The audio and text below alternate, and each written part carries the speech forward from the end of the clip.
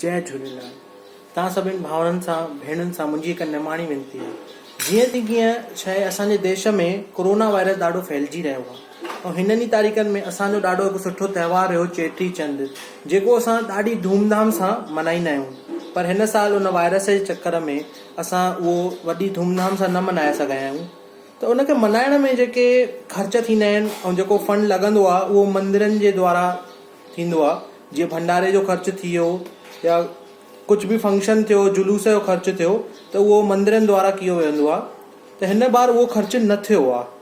त मां इहो थो चवणु चाहियां तव्हां सभिनि खे, हिकु ॻाल्हि थो रखणु चाहियां तव्हां साम्हूं कि उन फंड मां अगरि थोरो सो कोरोना वायरस वारनि जी माण्हुनि खे जेके तकलीफ़ आहे उन्हनि जी अगरि मदद कई वञिजे, या ग़रीब जेके अॼुकल्ह परेशान आहिनि हिन वायरस जे चकर में उन्हनि जी मदद कई वञिजे त कीअं रहंदो।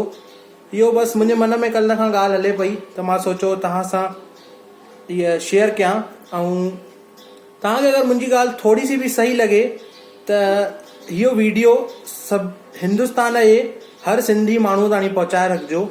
बाक़ी त झूलण वेठो आहे, सभिनि जी महिर, सभिनि जे मथां महिर कंदो। जय झूलेलाल।